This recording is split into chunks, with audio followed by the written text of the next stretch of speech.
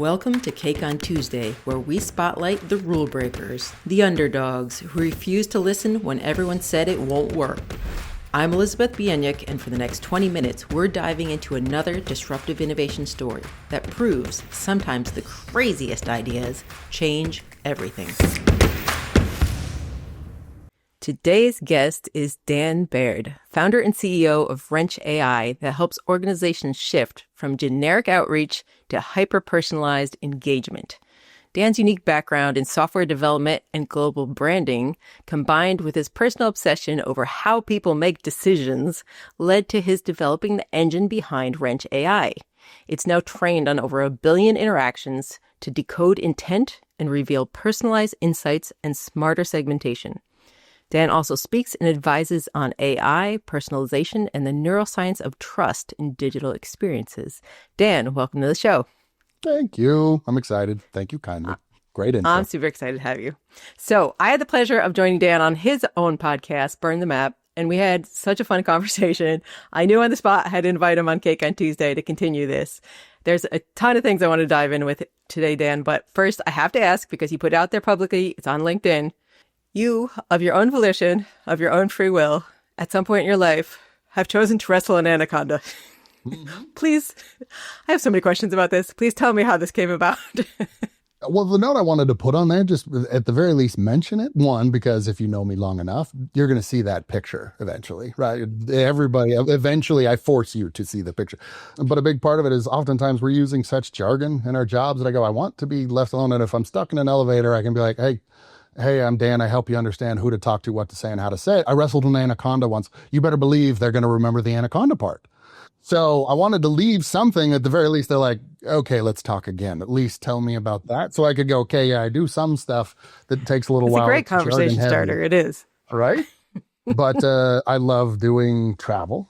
I've been to about 40 countries, done around the world once with the wife. One of my studied abroads was in Venezuela. There's an area called Los Llanos down there, and got to do a bunch of really fun stuff. Swim with piranhas that day. We caught caiman alligators and stuff like that. And we caught anacondas. You go wading through these little ponds. You're walking with your guide straight through the ponds or whatever. And we go through, we're in those ponds, big, muddy, kind of covered in grossness. And he pulls up one of the biggest anacondas he's seen in like 5 years. So he gets absolutely stoked. And usually what you do, this stupid tourist thing, but you have like 5 or 10 people lined up and they all kind of hold it like this in front of them and you're holding an anaconda. He's really like proud of the biggest one that he's seen in a while. He drapes it over his shoulders. He kind of gets and finagles the head into one hand, and its head is big. Holds it, and the tail starts wrapping around his leg and constricting. And he's over there by himself. I was the closest one, so I ran over and pulled the anaconda off of him. He got out and ran away. But then I was stuck holding the anaconda that was just formally constricting the tour guide. And granted, they're when they're out of the water, they move a lot slower and stuff like that. But no joke, they are big, big, big, big. So I have a picture of me with an anaconda by myself, and it's a big ass anaconda. Someone was lucky enough to capture it, and it's on Facebook and all of my Instagrams and everything else. So eventually I go, yeah, wrestle an anaconda off of our tour guide, South America. Tell your friends. Go tell your friends. So, all right, please send me that picture after this podcast. I want to see it now. Will do. That was when I was younger, shirts off. I look great, fantastic. What was it? Yeah. I feel like I could ask so many questions about travel and we would never get to the subject on hand here. But I do want to ask you some about what you're currently doing. So we really connected over talking about, there's 2 kinds of people in the world. There's talkers and there's doers. And I love to have hosts on my podcast, doers, and make them talk. So I really like what you're doing with Wrench AI. And I like the fact that you've talked about this all kind of came from this obsession of how people make decisions. Talk about what got you excited about that process and what were you fascinated about in the decision-making process that led to this? So I'm a big fan of focusing and actually listening to kind of what is your passion and what is your drive. I don't necessarily know how people come up with it, but a long time ago, and this is even 15 years ago, I remember reading some books on HR and found out that Google stopped using degrees in their hiring and screening process because they actually found out that they weren't significantly or statistically contributing to the success of a candidate. And you could hire people that were underqualified, but if they actually had passion for the job, they would actually end up ahead. And one of the tasks that I had and one of the bigger moments in my life was trying to figure out what to do in school. I wanted to make money. I knew that I liked business, the idea of business and stuff, but I didn't know what I wanted to do. My mom sat me down and she put this huge, thick catalog of classes in front of me for the University of Utah. And she went, look, quit pulling up all these classes that you can't really explain how you're going to use them. I want you to just go through and highlight the ones that you like. And it ended up with argumentation in decision making. And it was one of these things where I'm like, no one uses that. I have no idea what that is going to come from or how to use that. But these were classes that were on negotiation, critical thinking, and fallacy identification. And this is like stuff where you start to understand, how do people make decisions? How do you not get taken advantage of? Read books for fun when I was a kid on how to do CIA interrogation techniques and stuff like that. Because it was fascinating to me. I always loved spy movies and stuff like that.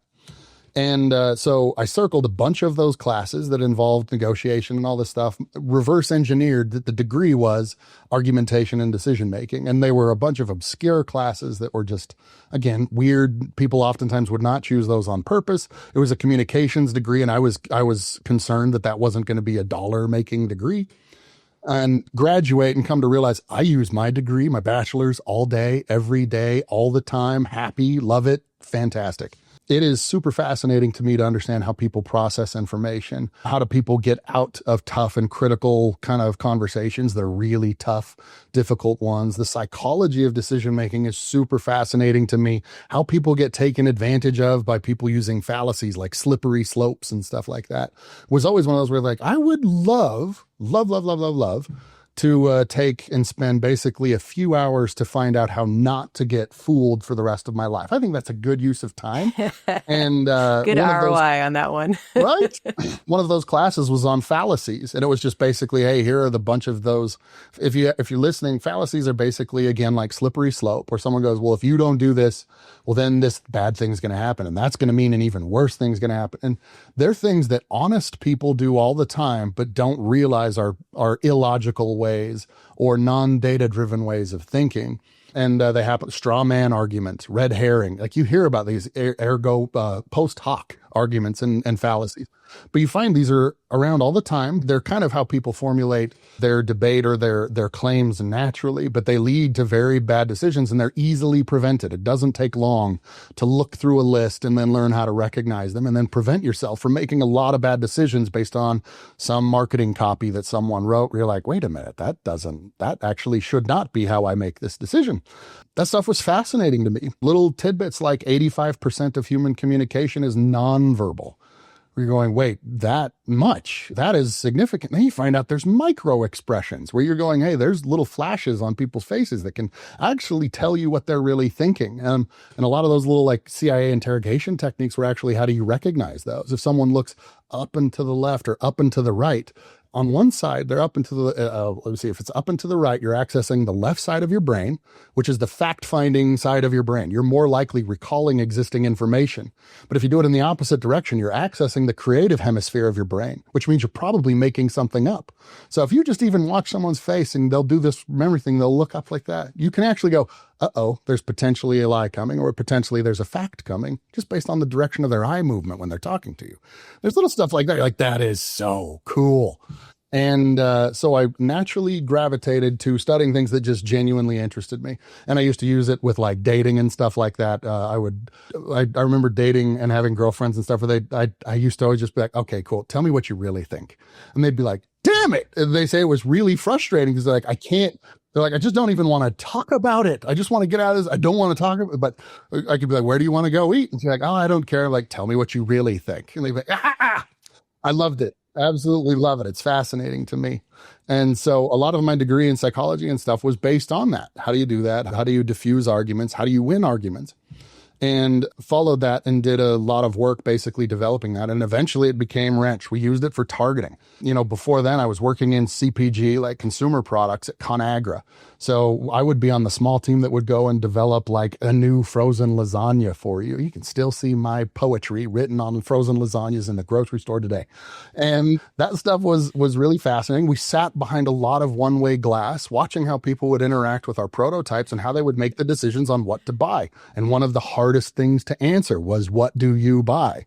And I saw this cool little culmination of like, I can watch the people in the focus group, and I can see like that there's a dominant person in that room that's going to dominate everybody else surrounding them, how they can kind of command the energy of the room. I can figure out, and oftentimes it was really difficult to answer the question, will you buy this? And I don't care what your prototype or product is. If you're using a survey to try to answer that question, you probably got the wrong answer, because almost no one, until you tell them to actually open their wallets, they usually lie to you. And so it's like, well, how can we get closer to that very, very important message? And what is the reason that stops people from doing it? So naturally, it evolved into innovation in consumer products. And then eventually we saw a lot of things, and you'd get into big companies and like, you know, I see like, don't meet your heroes. You'll go into boardrooms in really big companies with a lot of PhDs around the table and a lot of money. And they'll say stuff that will blow your mind. You're like, that's how we make decisions at a multi-billion dollar company? You can't unknow it once you learn it. Yeah, see, you've been there.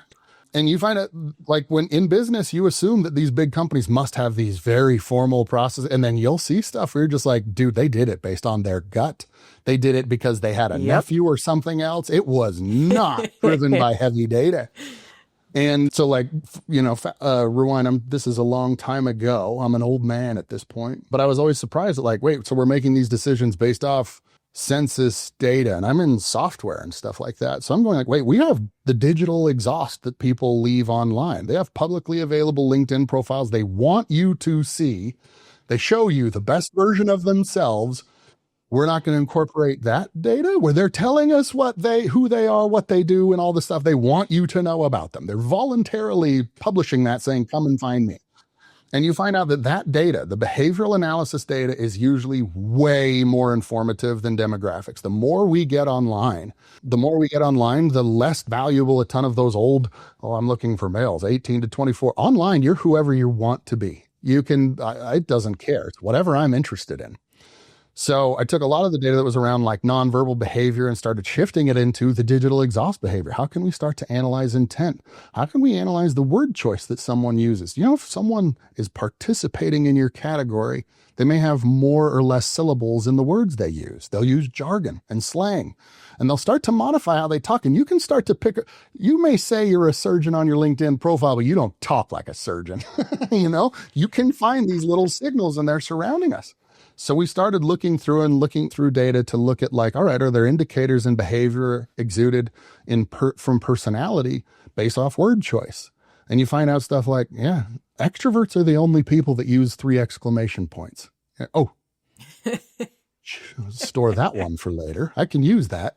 You find out there's little indicators like that all over the place. And it isn't, you know, people see this as hyper-targeting. This became ultimately a patent in AI for machine learning based hyper-targeting. But a big part of it is saying, well, if I can check for words that are high frequency or more sophisticated in your category, I can do a pretty good job of figuring out who the early adopters are in your database. And early adopters are more prone to purchase at a higher margin. They're more willing to stand in line for the product. They're actually participating in that category because they love it. So if you're going to go do your personas and all this fun stuff, you could go, hey, I want males in Kansas. And I go, why wouldn't you like if we're selling snow cones, why don't you focus on people that talk about snow cones? I would love to talk to more people that really care about snow cones because they're probably willing to pay more and they're probably willing to try stuff and they're probably willing to stand in line. And so a lot of what Wrench became was basically taking the micro expressions that we see that indicate personality. You can basically reverse engineer the DISC profile or Myers-Briggs based off your word choice. If you use heavy words that surround data, I know that you're data driven. If you're an extrovert, you're more prone to prefer social proof. You're more prone to listen to other people surrounding you. And good news in the grand scheme of things, because when a lot of people hear this, they're like, yeah, but you could Cambridge Analytica us. Look, Cambridge Analytica got in trouble because they used that information to trick people into not voting and to doing some really dubious and underhanded things. Good salespeople ask more questions. And they ask more questions because it helps them position the product personalized to that individual user's needs. This stuff is basically automating that research and scaling it so that when you talk to someone, you go, hey, heads up, this is an extrovert. They do more decisioning based on social proof. So use that instead. And that's what I do and love it because I'm constantly finding new and interesting ways. The ultimate goal that gets me out of bed is I love the idea of helping people find their muse. Those early adopters is a smaller group They're a more passionate group. They're your raving fans. And those are the people that are actually more likely to help you get to mass market. You send less emails. You don't spam people. You talk to highly engaged people that don't consider cold outreach a problem because they want to talk about this subject matter. We have models that can compare your product, that can give you kind of a, let's measure the correlation of your product and the words you use to describe your product with what they talk about. And so the higher the number, the more they're already talking about and prolifically talking about your category. Those people, when you get them on the phone, it feels like you're talking to an old college buddy that you haven't seen in a while. It's weird. You jump right past all of this like, hey, do you know what, whatever I'm selling is? They jump right into, yeah, let's talk neuroscience of word choice and everything. It's really, really, really fun. It's really, really easy and natural, and it works really well. People reward the hell out of you for personalizing your interactions with them. And it can tell you, like, how do we position it? What do we say? What don't we say? And how do we actually advance the relationship? It's more rewarding. It's less wasteful. I do think it's absolutely the future of how we work in the future generally. All of this spray and pray stuff, cold outreach to thousands of people without, going away. I think this is actually a big solution to a lot of the big problems. I know about you. I get 200 plus emails a day. I don't want that many. I want 10 good ones, And so I get to work on that. So I get to see, and I get to work on something that I think is fascinating. So yeah, it's incredible. So you're using this capability. You're using your powers for good and not evil. You're using this ability to make the better quality connections rather than quantity of connections, which I think in the world that we have now, things are changing very, very rapidly. So as we're looking ahead at the future, what gets you most excited about? Everybody's on the AI bandwagon right now.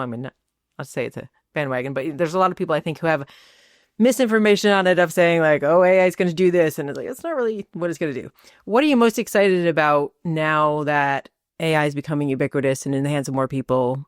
Where do you think things are going for your business? It's a reduction of drudgery. So a lot of what people talk about, they're like, hey, am I going to go away? Is my job going to go away? And a big part of the answer so we're figuring out how to customize and personalize messages. What do we say? What images do we present? Like if we're going to sell snow cones, is it outside at the park? Is it at the ballpark? Whatever is it? Like this is the idea there is that you can basically go, okay, I can understand enough about my existing product or my existing customer or prospects that I can show them the right version of that without A/B testing everything. And the really kind of interesting to me version of that is that what used to be quality and annoying pocket, when I was at Conagra, we used to have to track and we'd put special glasses on people that would watch their pupils. And then we'd have them stand in front of the grocery aisle and we would sit and we could track where their eyes went on the wall to see if our packaging popped up more than others. And super fascinating. Your mouse pointer kind of does it in an online environment. What we found out that it didn't take long. Remember pop-ups like way back? There used to be pop-ups. And when we started doing focus group with millennials had somehow, developed a filter where you could have your pop-up show up. And not only did they not look at it, they didn't click on it, they didn't remember that there was a pop-up. They developed and had some filter where it's like, hey, just as a heads up, your noise is not productive. They don't even remember. Like you're not even intervening in such a way that's memorable. And I think the future that we're getting to with this agentic AI, which again, the big misconception that I think people are doing is they're trusting the reasoning in those LLMs way too much. Again, go ask it if it can count the number of R's in the word strawberry and watch it answer incorrectly most of the time, regardless of the model. They aren't great at arithmetic. And the real way that you should set those up is you do a lot of the calculations in the background, and then the AI agent should just speak to that data back and forth.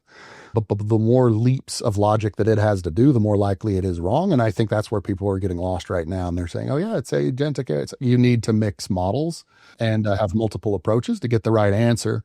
And I think the cool benefit from where we are right now is that I can speed up the process of developing an idea and get it in front of people and get live feedback or even like some developed feedback way faster than I ever used to. And a lot of the drudgery that would slow down my creative process is now gone. I want to see and hear the potential mashup between this music and that music. You can make songs almost instantly and stuff now. And so if you're able to access publicly available data to come up with a new innovation that's never existed before, it is faster and better, and you can skip a ton of the shortcomings that you may personally have that prevent you from doing it, which I think is super, super cool. That agentic AI simultaneously is packaging up a lot of those data points. Like most large organizations are, my job is to aggregate a bunch of data points, and then I go in, I make my recommendation, and then I hand it to my boss, and they say yes or no based on my recommendation and their best practice and historical record. And then they do the same thing. And then they do the same thing. All the way, it's turtles all the way down the org chart. And this agentic AI is flattening those organizations. So I think in the very near future, you're going to have a handful of people in your company, say 7. Those 7 people are going to have very different jobs. And those very different jobs are going to have very little overlap. Those team members are probably going to be managing a handful of agentic operators beneath them. So they have the equivalent of 7 employees who are each kind of operating their wing of the org. I think the future organization is a ton of small companies making very big decisions in niches without a huge headcount and without a bunch of drudgery on how long it takes to package that data, which means you're going to be a curator. You're going to be an editor. You're going to be a director. But the amount of drudgery that you deal with is going to be way less focused on how long it took to package all of those data insights and way more focused on the quality of the decisions you can routinely make. How good is your critical thinking? Because with hallucinations and everything else, I need to know that you can poke holes in that and not just sound good, because most of the time you get into follow-up situations and those LLMs that look like they were doing a really good job are doing an average job. So if you're below average, it looks great. And then if you're above average, you can poke holes in it immediately.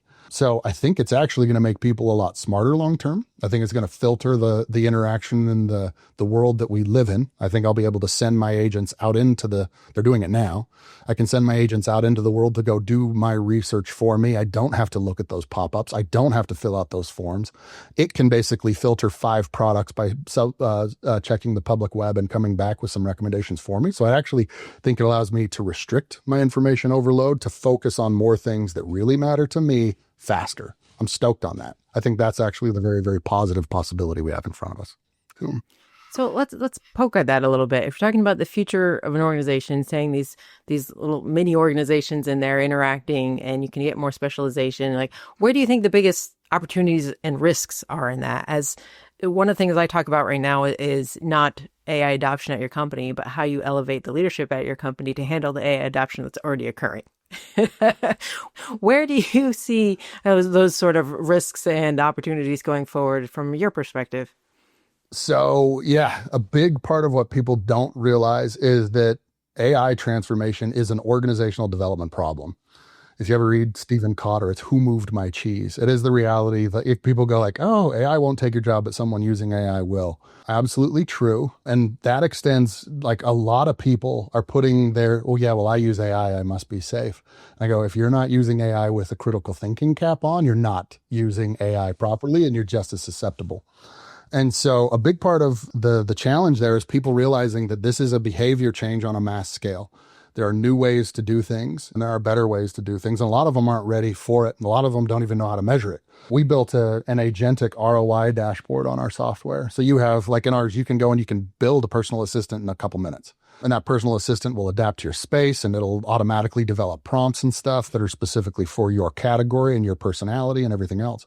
And because so many people were kind of going, hey, it feels good. And we wanted to highlight the reality of like, because they often say things like, well, your wrench agent is slower than ChatGPT. And I'd go, wait, well, some of the decisioning underneath it can be done by multiple models, including ChatGPT. I'll pull up and formulate and process the data in the background, and then I'll have ChatGPT explain it to you. That to me is the right use of an LLM. They'll oftentimes go, yeah, but ChatGPT just comes back with the answer. And I go check that answer. Do it in front of me. I want to see it. While you pull up and figure out that it's wrong, but fast, go ahead. And that kind of, we ended up using that experience to build an ROI dashboard where we would take the agents, we would use the semantic responses, like positive, negative responses from the user to understand, okay, here's what they asked. The agent came back with their answer. Was it a positive, a negative, or a refinement type of answer? And we built an ROI to go, okay, cool. What's the billable hourly rate for this job?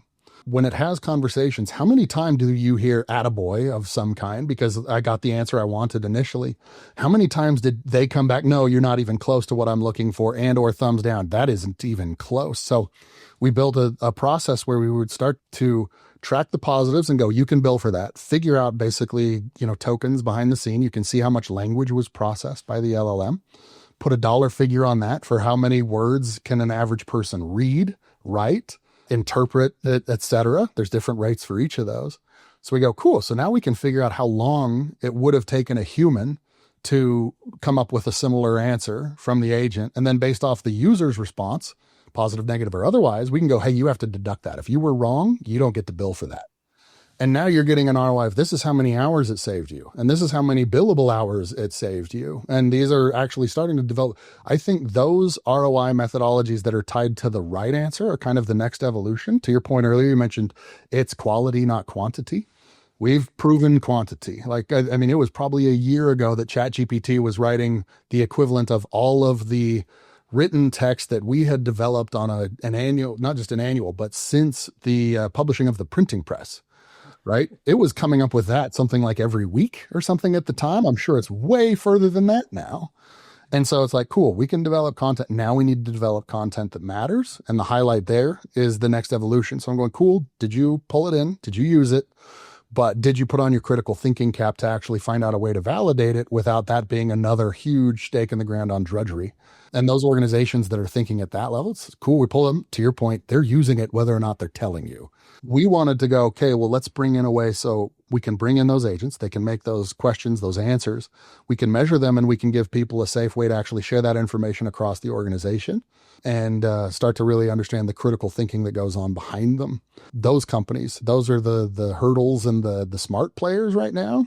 Put them in front of them cheaply and follow up on how much time and stuff that you're actually putting KPIs and stakes in the ground to say, hey, we're figuring out if it works or not. There's far too many people that are using it without any sort of case study or KPI in place. That means that, again, they're using it and I go, cool, if you use it and no one checks your work, you don't know if you actually really did it right or not. And customers now they care. They now say, I expect you're using AI. Prove that you used it the right way. I'm excited for those organizations. I feel like we have those clients. I'm lucky in that sense. So yeah. Very cool. All right, I have to ask a question. This is Cake on Tuesday, so I have to ask a question about finding joy in the journey and celebrating the milestones along the way. You're doing a lot of big, hard things. You're dealing with a lot of data. You're working with clients on major transformations. How do you personally, or at Wrench AI, or with your clients, encourage that celebration and joy in the journey? A lot of people are going to be displaced by AI and they're going to move into their small companies. And I think that's a very, very good thing. Again, less drudgery and that type of stuff. One of the benefits that comes with that is you get to pick the people that you work with and you will have more diverse options available to you because there will be more companies with more people with more of an opportunity there. I am very lucky that I get to say, I wouldn't necessarily, we don't have to love one another in the sense of oh yeah, I would hang out with you all day, every day. I like everybody I work with. I work with interesting people. I get to feel like I'm the dumbest person in the room regularly, which I think is an important feeling to get good at. And I get to deal with people that have the business acumen or the empathy acumen or the data-driven acumen. And my goal, we do work in such a way. And I'm like, hey, I've got enough of a skill set that I'm never going to be poor. Figured this out 15 years ago. I may not be rich, but I'm not going to die destitute. And when you get into that point, and this is one of the things I like about world travel, because you get a lot of time to focus and think about questions like this, which I think everybody should do, is how do you die with smile wrinkles on your face? And if you go talk to people that are unhappy in their job, they join a job or a company because they like the work and they quit because of their boss. That is almost always the case. And it's really hard when you get into corporate America. You lose oftentimes your ability to choose who you work for. There's a ton of people that get stuck in that. And I think that's something that you should really focus on. We are post-COVID. 10 years worth of online adoption happened in the COVID era. We jumped to 2030 in that sense during that time because people had to. And that means now most of you can do remote work. And if you can do remote work, I go, take the hell advantage of it. Live where you want to live. Live surrounding people that you want to break bread with off the clock. And do yourself a favor and go work with people on things that you think are interesting and with people you respect. You can't always pick and choose. But I have been way more depressed and miserable in my life working in a miserable job that made a bunch of money than I have working with people that really lit my fire, right? And so I would say I can't I don't know that you can understate the ability that you get more of those opportunities to help pick the people that surround you, the clients that you work with, and leverage those, because most of the time they can actually make up for a pretty significant amount of your rough day.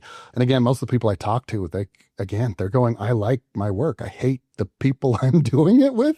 I go, yeah, it is. There's one of these things that we found a long time ago. We had to process a lot of data on behalf of a direct sales organization, and they wanted to see, can you crack the nut of figuring out what makes a good salesperson?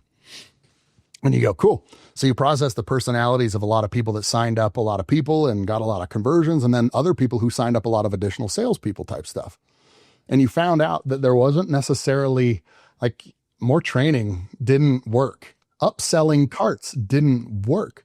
The people that found and mirrored, for the most part, the personality of their counterpart. Extroverts love other extroverts. Introverts appreciate the silence of other introverts. Introverts and extroverts kind of clash. And for the most part, a lot of people really just went, look, if I can get on the phone with, here's one example. Our first product was codenamed Serendipity. Because of this, we found that you could train people, but instead of just doing a round robin where I assigned leads based on what order they came in, what if I routed them to people that had similar personalities and the extroverts talked to the extroverts and stuff? What happens is it shortened the conversation dramatically, and it made it there was way less friction in it, for lack of a better term. They both kind of knew the rules of the road of what to say and what not to say and how to say it, because they were speaking to themselves. When people come up with their elevator pitch, they usually aren't talking like, what's the one good pitch? It's the one that they like the most. You're supposed to come up with an elevator pitch that adapts to your audience. So we went, well, what if instead of training, we just matched leads to the people that already would hit it off anyways, that both like baseball, that had the same. I think a lot of the tools that we're using in developing, people are getting smarter about recognizing these opportunities around them, less drudgery, and being able to actually start to pick and choose who they work with. I want to, and we have had people that were like, hey, I want you to run this on a resume because I want to know if they'll fit in with the team, or for diversity's sake, I want to actually know if they'll clash in a good way. I do want diversity of thinking. So I do want people that think differently on that team, and they're starting to get smarter about the interpersonal dynamics that come through. So a lot of this stuff is kind of coming to the foreground, and that's one of the other things I think is just super interesting. You want to die with smile wrinkles on your face, and a big part of that is who you work with. Look at them carefully. When you're in those interviews and stuff like that, you're interviewing them as much as they're interviewing you. You want to know, like, if you wouldn't cross the street to at least say hello, I would think very much twice about if I'd work with them. Like, you just sit with them for 8 hours and you wouldn't cross the street, you better be able to cross the street. So... Oh, dying with smile wrinkles is probably a good one to wrap up on. Dan, you did not disappoint. I could probably talk to you all day, but please tell us, where can people find you, more about Wrench AI? Awesome. Yeah, please, wrench.ai is the website if you want to go look at the tool. And please feel free. We have like trials and stuff, so you can get on board and play with it and stuff like that without any risk. I'm on LinkedIn. So if you go to Dan Baird /Dan Baird on LinkedIn, I'm on there and messing around a little bit, and welcome conversations with any smart people that are looking to chat. Would be more than happy to have a call, and that's usually where I am. So, love it. Dan, thanks for joining us. Hey, thank you, Elizabeth. Appreciate it. Thanks for joining another Cake on Tuesday celebration of beautiful disruption. Please share it, review it, and find more innovative stories at podcast.cakeontuesday.com. I'm Elizabeth Bieniek. Be bold, stay curious. Now go have some cake.